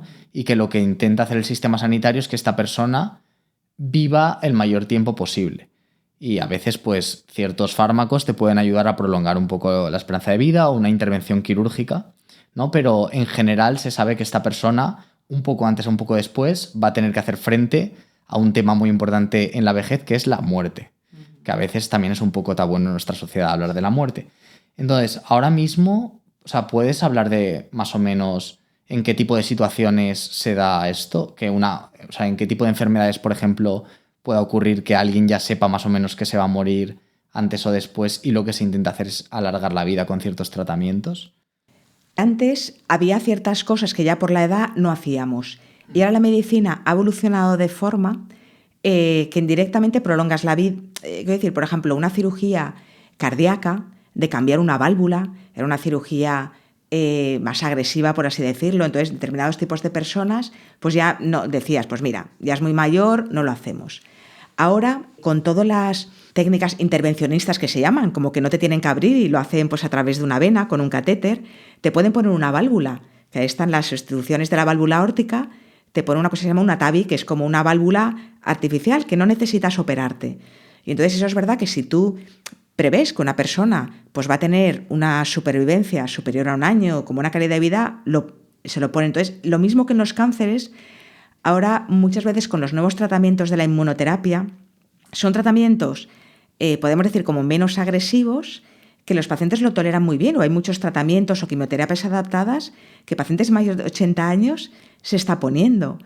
Normalmente se le pone, es cierto que ahora cada vez, en la mayoría, cuando uno toma una decisión de tomar un tratamiento, sobre todo en pacientes complejos, se toman por comités. Por ejemplo, en los tumores está el comité de tumores. ¿Y eso qué es el comité de tumores? Pues es una reunión que está el oncólogo, pues si es un tumor de vías digestivas, el digestólogo, el radiólogo, o sea, hay muchos especialistas que valoran al paciente y toman la decisión de cuál es el mejor tratamiento. Y ya en la mayoría de estos comités entra a formar parte también ya un geriatra o una persona o un internista que lleva a personas mayores y se hace como una valoración, lo que se llama una valoración geriátrica, que es ver realmente esta persona qué posibilidades va a tener, si le vamos a ofrecer una calidad de vida. Esto es lo que se está intentando ahora. No se hace en todos los sitios, pero esto es hacia donde vamos, porque lo que tú planteas es importante, alargar, más que dar años a la vida, no es dar vida a los años. Lo que dicen, vivir un poco con calidad de vida, dar calidad de vida. Exacto. Mi pregunta iba justo por ahí. Por eso, igual te lo he... No, sí, iba por ahí. O sea, la cuestión era como, hay ciertas enfermedades que son muy graves, ¿no? Y que normalmente lo que se intenta es, o sea, tú ya sabes que la persona no va a vivir, a ver, luego pueden ocurrir situaciones extraordinarias, pero que sabes que la persona no va a vivir 20 años a lo mejor porque, no sé, a lo mejor pues tiene leucemia o tiene un cáncer con metástasis y eso sabes que no se puede salvar, pero dando un cierto tipo pues, de quimioterapia, de inmunoterapia, lo prolongas, ¿no? Entonces me parecía un tema interesante como el saber cómo realmente decides, y es un tema que éticamente, ya lo digo de primeras, éticamente es muy complejo, ¿no? Pero cómo decides cuántos recursos vale la pena invertir en un paciente para alargar la vida cuánto tiempo, porque, o sea, puedes pensar, ¿no? Pues lo que hay que hacer es alargar la vida todo lo posible, ¿no? Pero yo creo que aquí hay que mirar dos cosas. La primera es a qué coste, porque si al final cada vez va a haber más gente enferma, pues no se puede alargar la vida a todo el mundo. Y la otra es a qué precio, en el sentido de que, por ejemplo, leí un estudio, bueno, esto quizás lo dejo para luego, te lo digo para luego. ¿A qué precio, en el sentido de que a lo mejor se le hace un tratamiento al paciente que es tan fuerte que los 6 meses de vida que le alargas vive con una calidad de vida pobre y vive con mucho dolor y con mucho sufrimiento? Pues, hay estudios ya que lo que te valoran son los años, que tienen un nombre científico, pero un poco los años con calidad de vida. Y es cierto que la medicina paliativa empieza desde la medicina paliativa, que mucha gente también piensa que medicina paliativa es cuando ya uno, como el último mes o la última vida, los últimos días, ¿no? Entonces, nosotros hay muchos tratamientos. Un paciente que tiene cáncer, que le das un tratamiento, igual puede vivir muchos años. Pero lo que es la medicina paliativa tiene que empezar, va un poco paralelo al tratamiento. La medicina paliativa no quiere decir que no le estés dando un tratamiento activo, por así decirlo. Medicina paliativa es un poco tratar bien el dolor, mejorar que el paciente tenga una buena calidad de vida. Entonces, es cierto hasta cuándo. Yo creo que sí que hay que valorarlo muy bien, lo que decíamos, igual que están los comités, que decides dar o no un tratamiento en función de cómo está el paciente, eso a nivel de la evolución. Es verdad que hay que ver qué respuesta está teniendo el paciente y si le estamos dando calidad de vida o no, y evaluar con el paciente y con su familia si paramos, no paramos el tratamiento activo y continuamos con control ofertándole con calidad de vida solamente. Esto nosotros lo vemos ya no tanto, porque yo no soy oncóloga, a nivel del internista, en cómo lo vemos. Pues el paciente, es verdad que hay pacientes mayores que han vivido bien, pero llega un determinado momento que empieza ya y no paran de ingresar, ¿no? Porque igual pues tienen dificultades para tragar, entonces van haciendo neumonías y más neumonías porque se van atragantando. Entonces llegas a un momento en que sí que le planteas al paciente si vale la pena volverlo a ingresar, volver a dar un tratamiento antibiótico, que es un parche, porque no le estamos mejorando su calidad de vida, estamos alargando a veces una mala vida. Y entonces ver si pues cuando le vuelva a volver a suceder esto, pues vale la pena controlar simplemente la situación de ahogo, la situación de dolor, y no producir más iatrogenia al paciente. El problema también de todo esto es el tipo de cultura en el que vivimos. Yo creo que es una cultura que hemos perdido, lo que tú comentabas antes de la muerte. Igual que ya no se vive la muerte, hemos perdido lo que es el cuidado. Yo creo que antes las familias vivían todas, ¿no? Y convivías con la gente mayor y veías cómo tu madre cuidaba a tu abuelo, ¿no? Cómo se cuidaban. Entonces, la gente sabía cuidar. Ahora a la gente le da miedo le da mucho miedo todo. Le da miedo las personas ya muy dependientes y le da miedo a la muerte. Los traen al hospital muchas veces porque no quieren. Hoy han ingresado a una persona de 97 años porque la familia le daba miedo que muriera en casa. Y lo traen al hospital para que muera en el hospital, porque es un poco, no quiero verlo, no quiero ver la muerte, no quiero ver el sufrimiento. Y no sé cuidar, pero no porque la gente tenga malas intenciones, sino porque la gente ya no lo vive en casa. Es una cultura más individualista, ¿no? La gente ya está fuera, ya no son familias grandes. Antes en el pueblo venía el de al lado y la muerte incluso se velaba al cadáver en casa, ¿no? Al fallecido. Y ahora esa cultura está repercutiendo mucho en la sanidad pública también.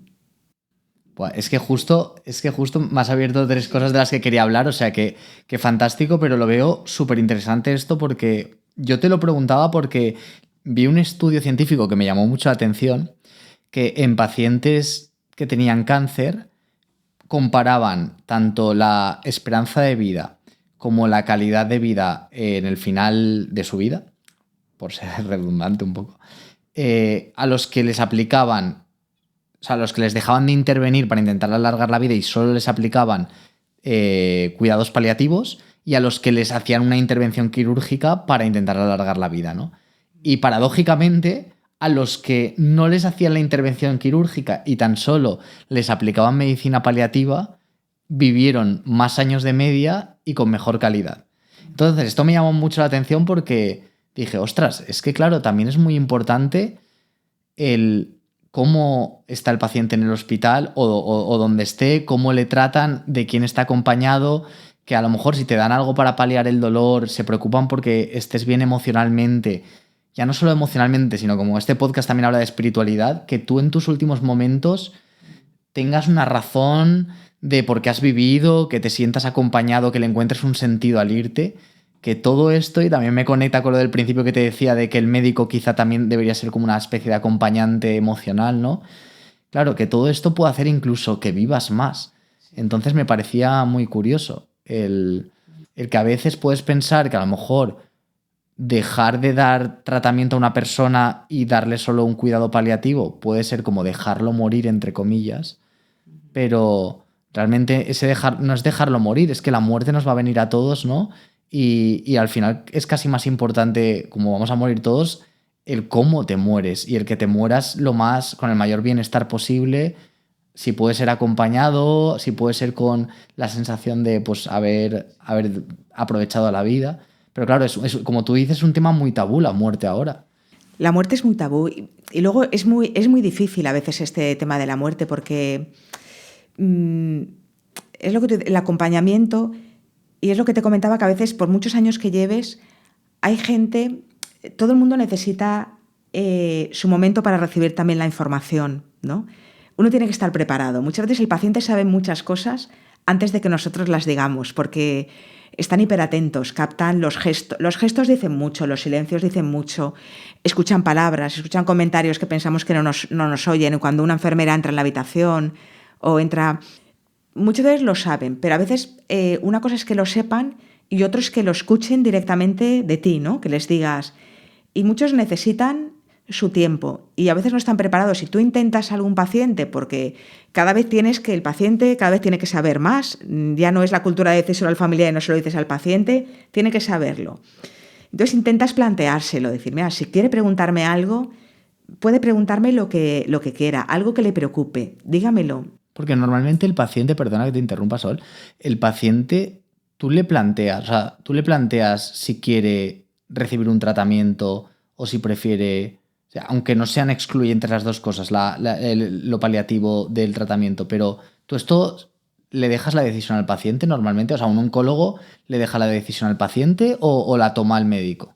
Claro, ahí es verdad que a veces todavía hemos pasado del paternalismo, que era todo, lo tomaba la decisión el médico. Yo creo que ahora cada vez son más decisiones compartidas, pero todavía no está muy equilibrado. Es verdad que muchas veces el médico, claro, tiene lo que te dices, tiene más información, pero hemos de saber transmitir bien esa información al paciente para que tome decisiones y no derivarlo nosotros a lo que realmente queremos, que es el problema que muchas veces tenemos, ¿no? Porque nosotros, claro, intentas tratar y muchas veces es difícil. Entonces la decisión es verdad que la suele tomar, claro, yo ahí en esa fase ya toma de decisiones, ya nosotros intentamos explicar el diagnóstico al paciente todo y lo mandamos luego ya al oncólogo con todo, para que el oncólogo le explique.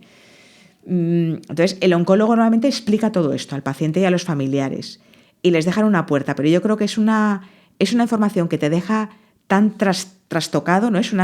Te deja un poco que yo creo que en el momento, por así decirlo, caliente de la información, tampoco el paciente es muy objetivo a la hora de tomar las decisiones y muchas veces dice, pues lo que usted crea, ¿no? Y a veces son decisiones que hay que tomar rápido, pero tampoco puedes dejar pasar mucho el tiempo.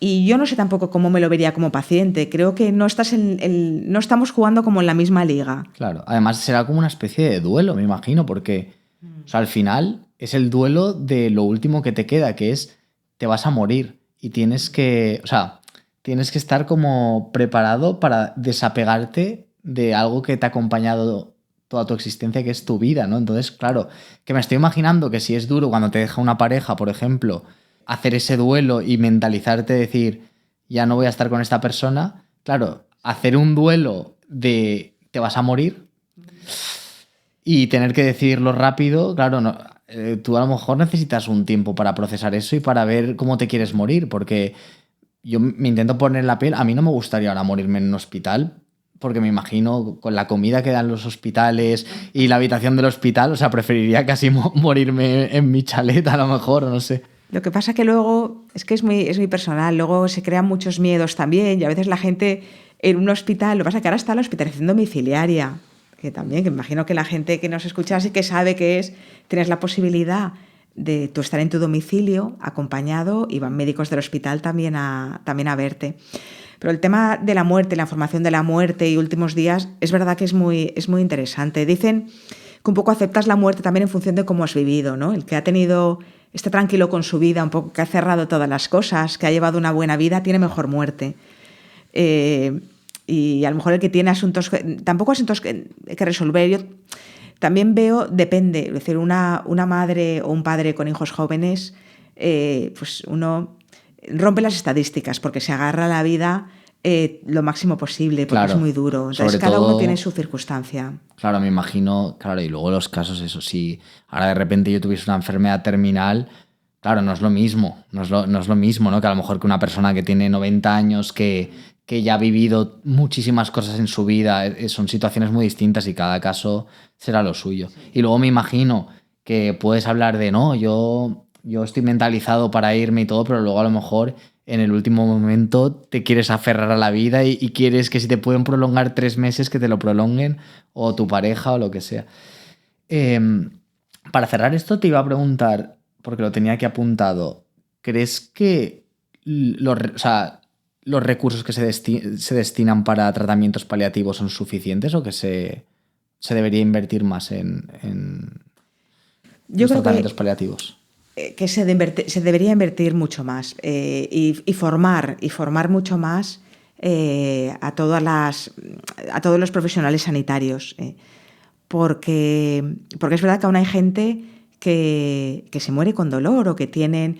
Muchas veces la medicina paliativa no solamente es para las enfermedades oncológicas, las enfermedades crónicas, hay muchísimos pacientes con dolor y sufrimiento que muchas veces todo a veces no lo podemos quitar del todo, pero es lo que dices también, el acompañamiento es una parte de la medicina paliativa, el saber escuchar, eso, saber estar con el paciente, pero luego disponemos de fármacos para controlar el dolor,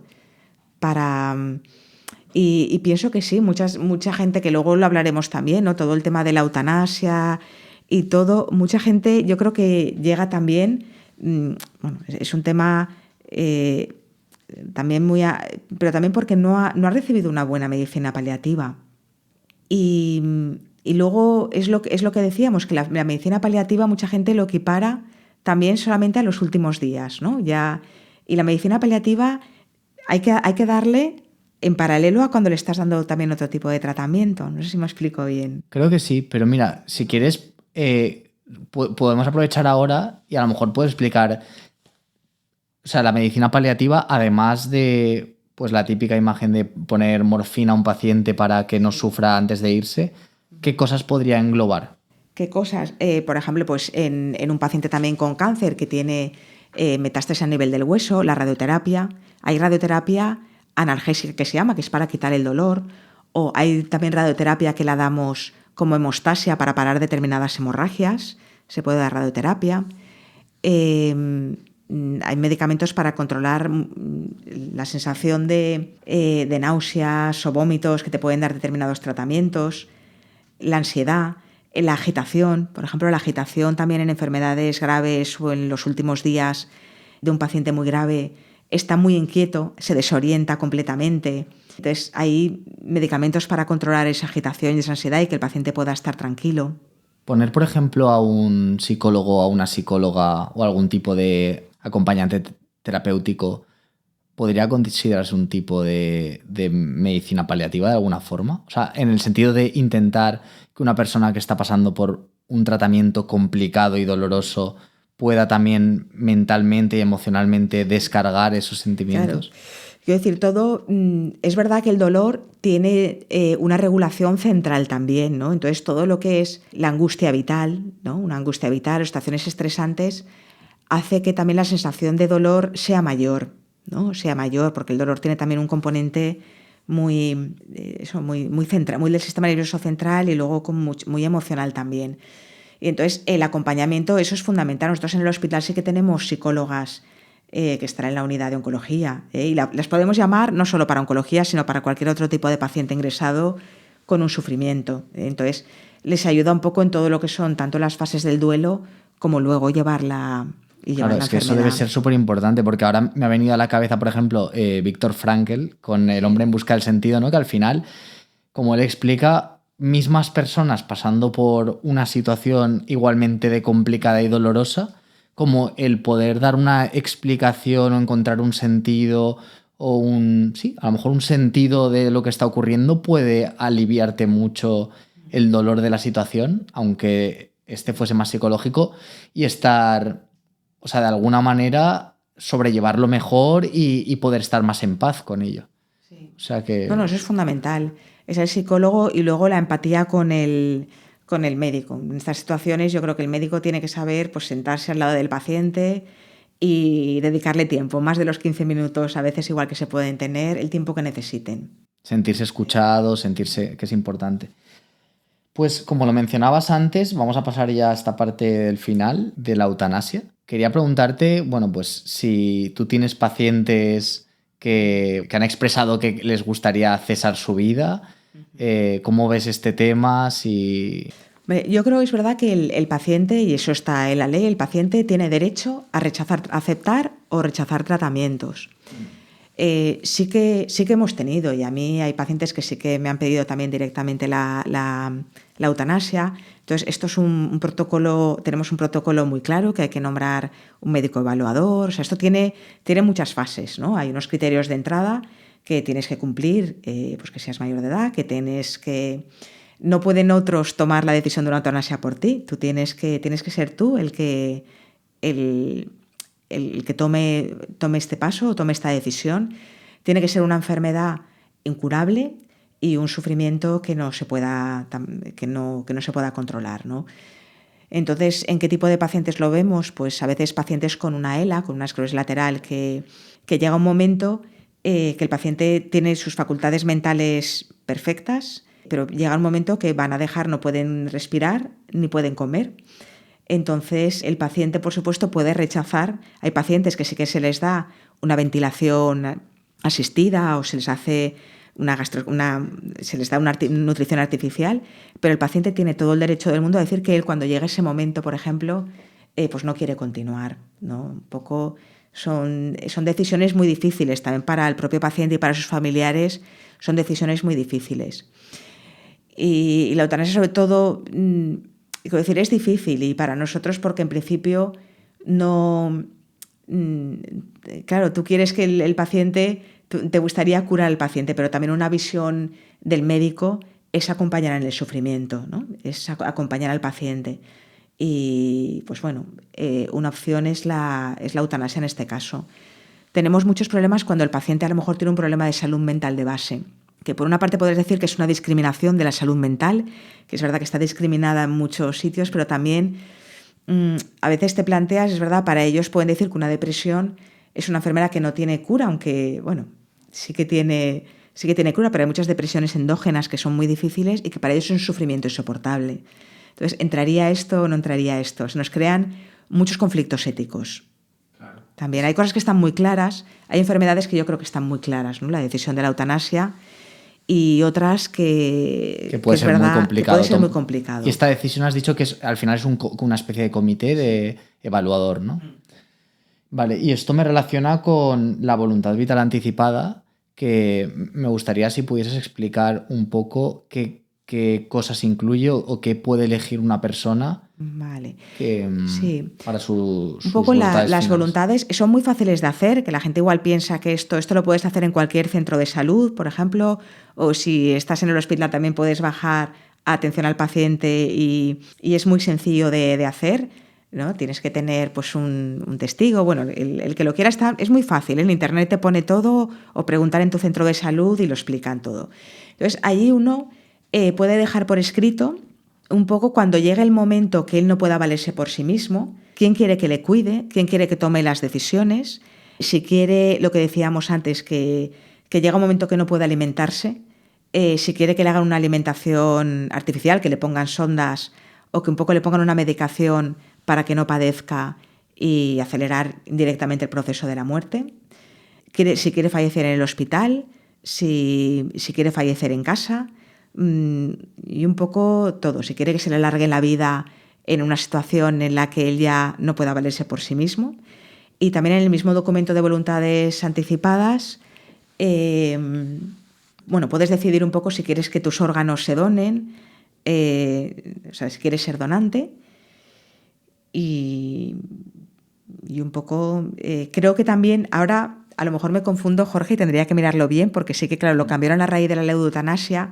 Creo que también tú puedes decir que quieres la eutanasia si tienes unas circunstancias ya de sufrimiento, que cumples la ley y que no tienes capacidad en ese momento de poderte manifestar. Es que esto, no me acuerdo qué entrevista escuché que lo mencionaban y yo, por ejemplo, pues esto no lo he hecho porque al final, no sé, soy joven, es como que no pienso ahora en la muerte, ¿no?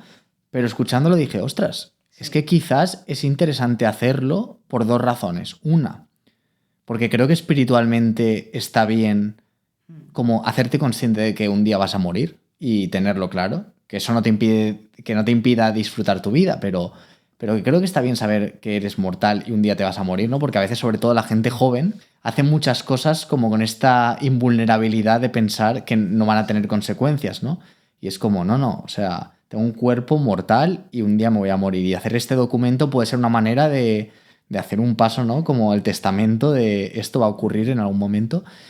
Y por otro lado veo interesante que, claro, imagínate que tienes un accidente de tráfico, lo que sea, o para el futuro si una vez eres viejo, claro, puede llegar a haber una situación en la que tus familiares te estén cuidando y tomar decisiones sea como ponerles una responsabilidad extra, ¿no? Entonces, a lo mejor decidirlo tú ya anticipadamente puede ser una manera de descargar un poco esa responsabilidad en ellos. Ahí tienes razón. Y yo creo que es importante que todos deberíamos hacerlo. Y eso es lo que lo tiene muy poca gente, porque nosotros cuando ingresan, lo hacemos más a las personas mayores, pero es verdad que deberíamos hacerlo a todos. Tenemos un poco, les valoramos cómo están funcionalmente previo al ingreso, cómo están cognitivamente, y tenemos como una macro que ponemos, y una pregunta es si tienen voluntades anticipadas también, aunque es verdad que cuando ingresan en el ordenador nos sale también una señal si lo tienen, pero bueno, igual lo han hecho, no les ha dado tiempo a llevarlo, bueno, si tienen sus voluntades anticipadas, y prácticamente nadie lo tiene. Y sí que es muy importante, porque a veces ves a una persona que tú ves que no le va, que llega un momento que hay que parar, porque le estás ocasionando, lo que decíamos antes, más sufrimiento que dar una calidad de vida, y que la familia insiste en que vayas a por todas, que incluso lo intubes, que lo lleves a la UCI, y tú estás viendo que a veces estás haciendo más daño que beneficios, una agresión al paciente, ¿no? Y cuesta mucho, o sea, que muchos pacientes lo hacen desde el cariño y desde el miedo y el dolor a separarse, ¿no? Desde el apego, ¿no? Y desde el apego. Pero tú como profesional estás viendo que le estás haciendo mucho daño al paciente y que hay que parar muchas veces. Sí, a ver, es que es un tema muy complicado y no sé, por ejemplo, yo qué haría en esa situación si a un familiar cercano le pasase, pero bueno, creo que es importante trabajar la relación con la muerte, tanto la propia como la gente que nos rodea, y que incluso aunque se vea de forma negativa como, no sé, me podrían decir, pero chico, hará falta pensar que se van a morir tus familiares, pero yo creo que, bueno, esto, no sé ahora si lo cuento o no, lo cuento, pero que el otro día, por ejemplo, pues me levanté el día 31, ¿no? de diciembre, estaba en la ducha y pensé, hoy voy a pasar el día con mi pareja, con amigos, voy a hacer cosas que me gustan. Es un día normal para mí hoy. Pero probablemente el día que esté a punto de morirme, o sea, ese día que esté en el lecho de muerte, seguramente pagaría todo el dinero que me pueda quedar por volver al 31 de diciembre, donde estaba Jorge con 30 años, duchándose con todo un día por delante, con sus seres queridos. Entonces creo que también ser consciente de que un día nos vamos a morir y que las personas que están aquí a nuestro lado se van a morir, puede ser una cosa que te haga exprimir mucho más la vida y valorar mucho más el tiempo que pasas con ellos. Y a lo mejor una comida de un día normal que estás al lado de tu abuela, o sea, saber que tu abuela va a faltar un día, te permite como sentir esa alegría y ese agradecimiento por dentro de decir, voy a valorar esto que está ocurriendo. Entonces creo que sí que sería muy positivo sí, que la gente lo hiciese. Y por eso mucha gente que ha pasado por situaciones muy, muy graves, ¿no? Gente que ha pasado un cáncer lo dice un poco, que sale con una nueva perspectiva de la vida, ¿no? Porque vive el presente. Vive el presente, que es lo que hay, ¿no? Es lo que hay y lo disfruta de otra forma. De hecho, es muy curioso porque no me acuerdo dónde lo leí, pero decía que la gente, cuando le quedan muchos años de vida por delante, siempre, cuando le preguntan qué le gustaría hacer en los próximos años, habla de explorar mucho, ¿no? De, pues quiero hacer este proyecto, este otro, conocer gente, viajar, depende de la persona. Pero toda la gente que le queda muy poco tiempo de vida, cuando le preguntan qué le gustaría hacer en ese tiempo que le queda, lo que dice es pasar tiempo de calidad con sus seres queridos, cosas muy sencillas que todos podemos hacer. Entonces da una reflexión muy profunda de que, o sea, justo cuanto menos tiempo nos queda y cuanto más queremos exprimir ese tiempo, queremos hacer cosas mucho más sencillas que podemos hacer todos en el día a día. O sea, que creo que es un aprendizaje muy bueno.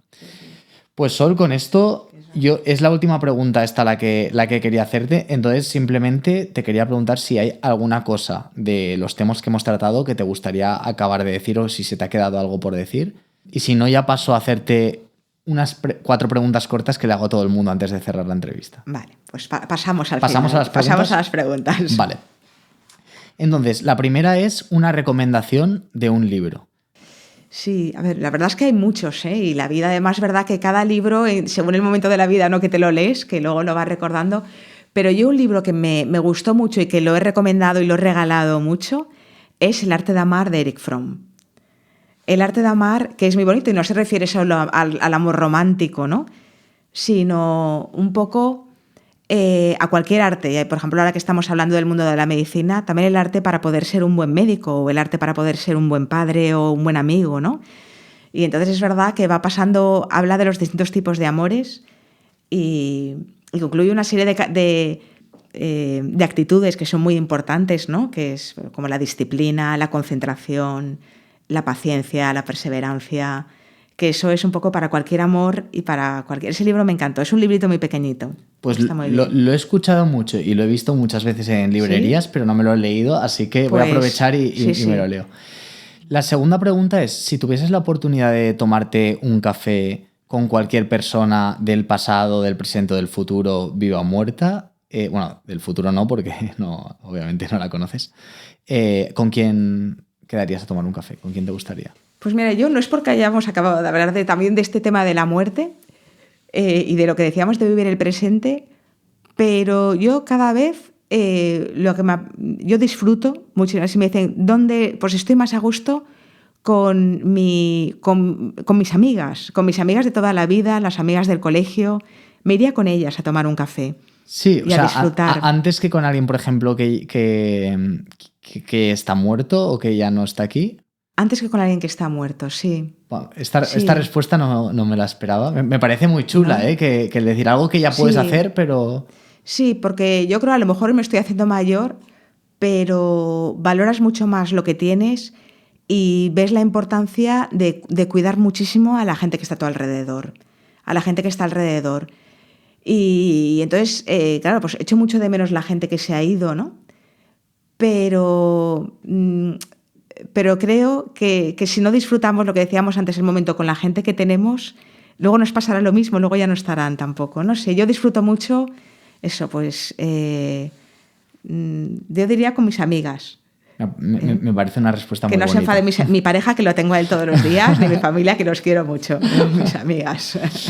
La siguiente pregunta es, si durante un periodo, o sea, si tuvieses un periodo sabático en el que dejases tu trabajo y pudieses dedicarte a lo que quisieras, ¿hay algo en especial que te gustaría hacer? A ver, yo creo, es verdad que a mí mi trabajo me gusta mucho, ¿eh? A veces me enfado y llego y me da la sensación de que mi vida está demasiado enfocada y centrada solo en esto, ¿no? Desde siempre, desde todas las horas que le he dedicado a estudiar y todo. Eh, pero yo creo que si lo dejara, a mí siempre me gusta continuar formándome. Eso creo que nunca paras, nunca acabas de aprender, ¿no? Y que toda esta área del cuidado y de la medicina es muy amplia. Yo siempre seguiría leyendo y estudiando. Y, y creo que promocionar mucho los cuidados. A lo mejor más me gustaría también dar más formación en este sentido, a lo mejor también en colegios o en centros de día de gente mayor o en algún sitio, promocionar cosas que con el tiempo vas viendo en tu día a día lo importante que son y que a veces son cosas muy sencillas que haciéndolas podíamos mejorar muchas cosas. O sea, que a lo mejor seguirías en el ámbito de la salud, pero desde un lugar más divulgador y de formación, Sí. ¿no? Vale. Y la última pregunta es, si tuvieses que recomendar una persona para traer al podcast o sea, que tuviese relación con la salud, la espiritualidad y el arte, ¿qué persona me recomendarías? Claro, yo veo, claro, hay muchas personas, como escuché alguno de tus podcasts, Jorge, estuve pensando yo en esta pregunta. Entonces, mira, me vino a la cabeza, porque luego pensaba, pero así, espontáneamente, sin pensar mucho, me vino un compañero mío, que es Diego Cebrián, es internista, y fue compañero mío en el Arnau de Vilanova, ahora trabaja en Madrid. Y él le daba mucha importancia a lo que luego vamos viendo cada vez más la relación entre el cuerpo y la mente. Y le gustaba mucho todo lo que es la medicina psicosomática. Y él nos ayudaba mucho con pacientes difíciles. Con pacientes difíciles, eh, no sé, hacía incluso... Ay, no me acuerdo ahora del nombre, Jorge, espérate. Uy, esto que los dejas... Hipnosis. No me salía la palabra. Les hacía incluso hipnosis. Utilizaba una serie de técnicas que a otro le puede parecer, pero era una persona tremendamente empática con los pacientes, con una visión, además desde la medicina interna, que es esa visión global, aportaba mucho más. Y creo, y es una persona también muy espiritual, que le gusta mucho también lo que es la meditación. Creo que es una persona que sabe y ha entendido lo que vamos viendo, ¿no? Esta globalidad a nivel de que somos espíritu y somos cuerpo, ¿no? Somos todo. Qué interesante, porque siempre me gusta mucho hablar con gente que tiene formación científica como yo, pero que explora estos temas, ¿no? Porque también a veces encuentras gente muy espiritual, pero que a la hora de comunicarte es difícil luego en cosas más científicas encontrar puntos de encuentro. Y esta gente que tiene como toda la formación científica, pero luego va un poco más allá, me gusta mucho. O sea, que a lo mejor te pido el contacto en algún momento Como viene para a hacer la Valencia de vez entrevista. en cuando Diego, podemos contactar con él. Genial, Sol. Pues nada, solo me queda darte las gracias porque creo que ha sido una entrevista muy chula. No era fácil porque hablar del sistema sanitario español, o sea, ya entramos en cosas técnicas, ¿no? Y de la muerte y son temas difíciles, pero me ha gustado mucho, la he disfrutado muchísimo. Nada, muchas gracias, Jorge. No sé si al final creo que me he liado, he ido pasando mucho de un pensamiento a otro, pero bueno, espero haber aportado algo. Yo también soy muy digresivo y me voy de una cosa a otra, pero bueno, también creo que es interesante que la entrevista pueda saltar de una cosa a otra y que no sea súper estructurada y que haya fluido. O sea que Pues un yo estoy muy placer, contento. Jorge, Un placer, Sol. Hasta aquí el episodio de hoy. Espero que os haya gustado mucho a todos y a todas. La verdad es que al final nos hemos puesto intensitos, pero bueno, está bien eso. Y simplemente recordaros que si no estáis suscritos al podcast, os suscribáis en YouTube, en Spotify o en la plataforma que lo estéis escuchando. Como siempre, también deciros que si tenéis alguna sugerencia o os interesaría que entrevistas a alguien en particular, me podéis escribir y decírmelo. Y por último, daros las gracias por escuchar El Trozo Podcast.